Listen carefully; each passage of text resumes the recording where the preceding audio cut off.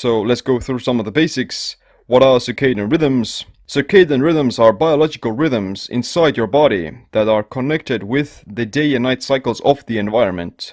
Humans are diurnal creatures, which means that we're active during daytime and we sleep at night. Rats and owls are the opposite. They're nocturnal, they're active at night and sleep during the day. With these circadian patterns come distinctive physiological processes that have evolved over the course of eons. They're evolutionary adaptations of creatures living in a certain way that promoted their survival and evolution. That's why there's some genetic variance to every person's circadian code. Think of night owls and morning larks who sleep at different times. However, that difference is, in my opinion, very small, and it's only gonna differ maybe like an hour or two. There is no human whose natural circadian rhythm would be to be awake after midnight and sleep until noon. Those things are the result of living in a modern world with different types of circadian disruptors and lifestyle factors. Shift work, playing video games until the morning, partying throughout the night, it's unnatural and they're one of the worst things for your health. Everything's a copy of a copy of a copy. There are three main signaling factors that affect the circadian rhythms: light, movement, and food. Most of the circadian signaling is transmitted through your eyes, where light enters the retinas, and it gets transmitted into the brain, where it stimulates the suprachiasmatic nucleus, or SCN.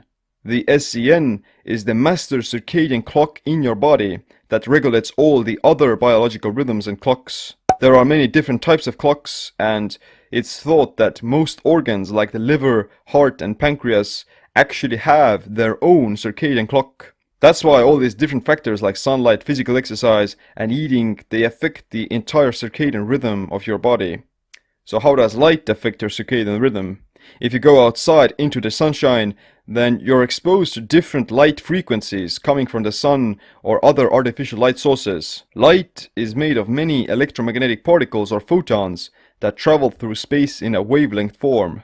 They emit energy and they're represented by different colors. Sunlight's wavelength is called the solar spectrum, and it contains ultraviolet, visible, and infrared wavelengths. And sunlight is going to have a different wavelength depending on the time of the day and where the sun is located in correlation with the Earth's axis. The human eye can only detect visible light, which is seen as either violet, indigo, blue, green, yellow, orange, or red light. Blue light exposure to the eyes plays a very important role in regulating your circadian rhythms and day and night cycles. It has antibacterial properties, boosts wakefulness, increases alertness, and can adjust the circadian clock. Naturally, the most blue light would be emitted somewhere around 11 AM and 1 PM during the daytime. Too much blue light at the wrong time can damage your mitochondria, promote insulin resistance, cause insomnia, depression, and increase inflammation. Naturally, you wouldn't get exposed to much blue light aside from the early to afternoon parts of the day, when the sun is gonna emit shorter wavelengths. However, ever since the invention of the light bulb, our environment has many additional sources of blue light. Because of technology and new gadgets, we're getting exposed to more and more blue light for longer periods of time, which then can offset the circadian rhythm and cause damage to our health. Blue light exposure at night and circadian mismatches are linked to many types of cancer, diabetes, obesity, heart disease, and Alzheimer's. You wouldn't think that it has a huge role, but after you learn about how light affects your body's biological processes, you will soon realize that it's really that serious. And, thanks a lot, Thomas Edison.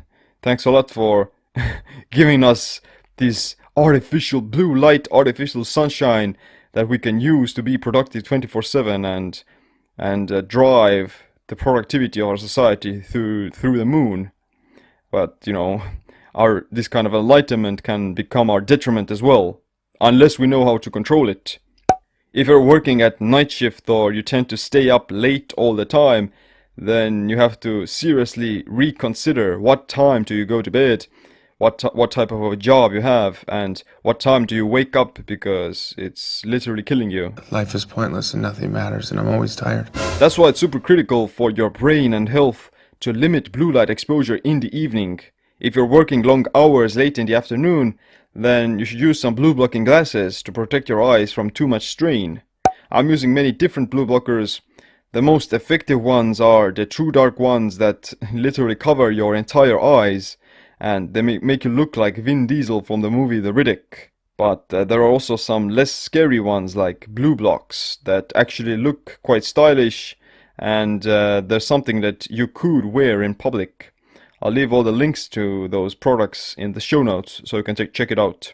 Secondly, you should also install a software called Flux or Iris on your computer that's gonna automatically match the brightness of the screen with the circadian rhythms. And on your smartphone, it's called Twilight. Sleeping in pitch black darkness with blackout blinds and a sleeping mask is also very good. And you also have to make sure that there are no hidden sources of blue or green light in your house, like the alarm clock, night lamps, red dots on the TV screen, smoke detector, and so on. They're all gonna emit some blue light. You're not afraid of the dark, are you? When you do some research, then you're gonna find that blue light at night really is quite scary stuff and is gonna shut down melatonin production. Melatonin is the sleep hormone, and it's one of the most powerful antioxidants that's gonna help to conduct many repair processes in the brain and the body. If you inhibit melatonin, then you're gonna lower growth hormone, which makes it more difficult for you to burn fat and build muscle. And you will also prevent the brain from clearing out the toxins that get accumulated there during the day. There are these proteins called beta amyloids that are associated with Alzheimer's and Parkinson's, and if you don't remove them during sleep, they begin to accumulate there even more. So keep in mind that these neurodegenerative diseases, they happen over the course of decades, and you can begin to show the first signs of Alzheimer's 10 to 20 years already before you actually get the disease. So if you've noticed yourself having brain fog, forgetfulness, or the inability to focus, then you should start taking your circadian rhythms and sleep quality a lot more seriously. And I dare to say that at least 70% of modern diseases are actually rooted in circadian rhythm mismatches, not just eating too much and moving too little. Sleep is fundamental, and you want to make sure that you follow a proper circadian rhythm. Body-mind empowerment. Get stronger, faster, smarter, quicker, friendlier, more helpful, more driven. Everything the body needs. Control your mind.